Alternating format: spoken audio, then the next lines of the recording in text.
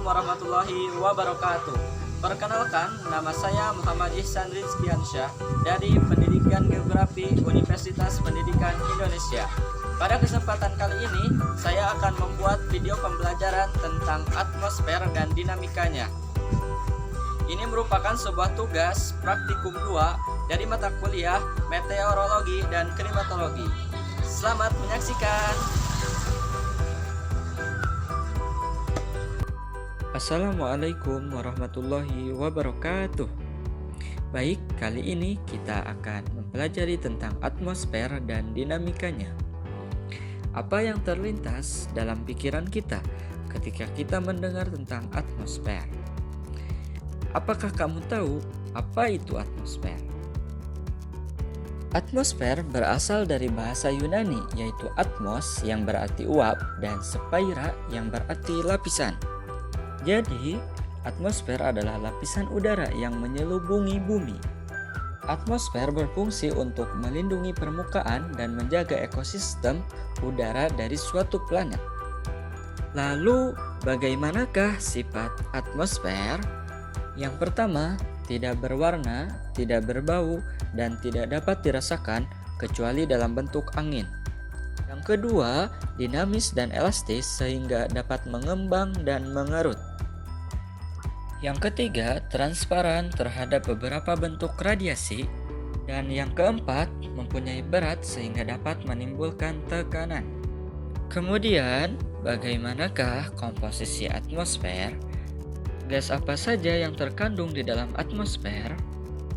Atmosfer terdiri atas nitrogen sebesar 78,08%, oksigen 20,95%, argon 0,93%, karbon dioksida 0,035%, neon 0,0018%, metana 0,00017%, helium 0,0005%, hidrogen 0,0005%, dan xenon 0,000009%.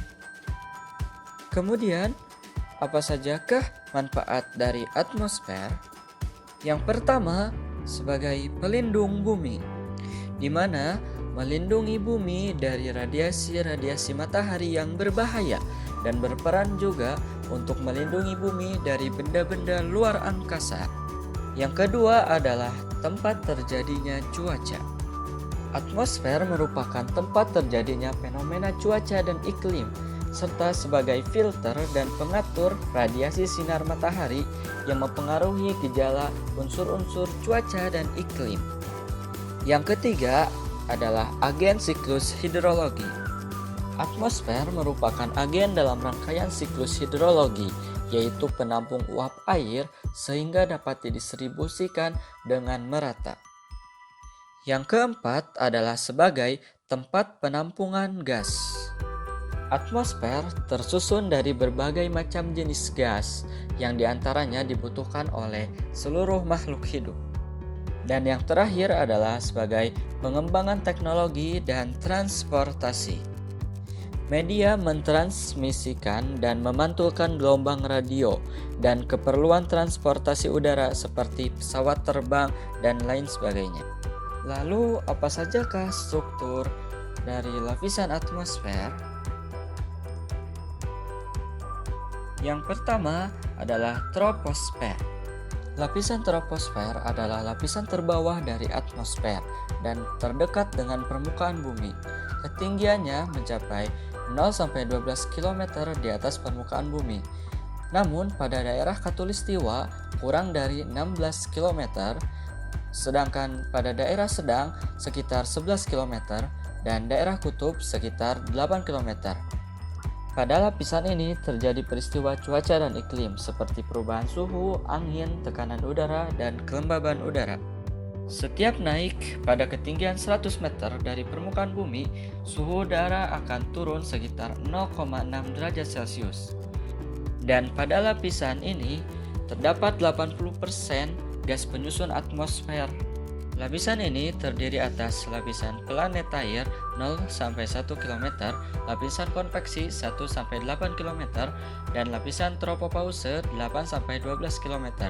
Lapisan ini yaitu lapisan pembatas antara troposfer dengan stratosfer. Pada lapisan ini pun kegiatan udara secara vertikal terhenti. Yang kedua adalah lapisan stratosfer.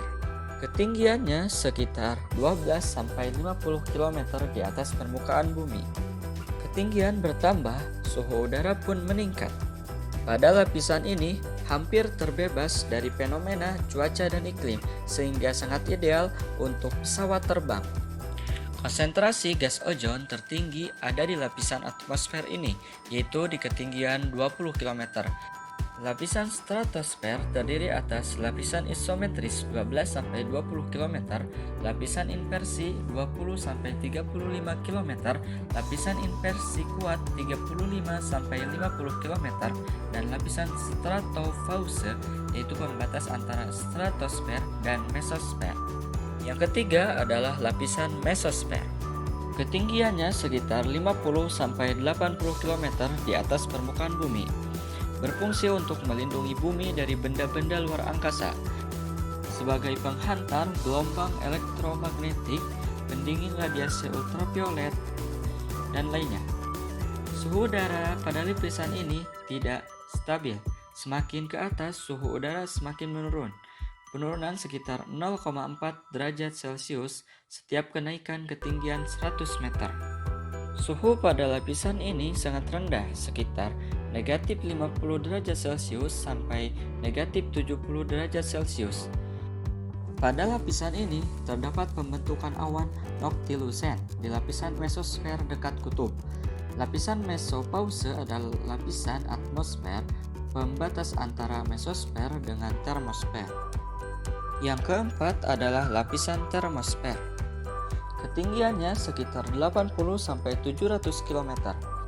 Pada lapisan ini, ionisasi partikel-partikel yang memberikan efek refleksi gelombang radio atau ionosfer sebagai akibat radiasi sinar X dan sinar ultraviolet dari matahari. Rata-rata suhu pada lapisan ini sekitar 500 derajat Celcius sampai 2000 derajat Celcius. Pada lapisan ini, suhu meningkat di lapisan termosfer yang lebih rendah, sekitar 200-300 km. Aurora terjadi pada lapisan termosfer. Lapisan termopause atau exobase adalah pembatas termosfer dan eksosfer. Dan yang kelima adalah lapisan eksosfer. Ketinggiannya lebih dari 700 km dari permukaan bumi. Lapisan eksosfer merefleksikan cahaya matahari seperti cahaya matahari zodiakal, suhu mencapai 2200 derajat Celcius. Pada lapisan ini, pergerakan molekul hidrogen cepat karena tekanan radiasi sinar matahari lebih kuat dibandingkan tarikan gravitasi bumi. Lapisan ini dinamakan disipasisfer atau rank antar planet dan geostasioner. Di lapisan atmosfer ini tidak terdapat tekanan udara. Sekian dari saya, terima kasih. Sekian video pembelajaran tentang atmosfer dan dinamika bumi. Semoga dapat dimengerti dan dipahami oleh teman-teman dan semoga bermanfaat bagi semuanya. Wabillahi taufik wal hidayah. Wassalamualaikum warahmatullahi wabarakatuh.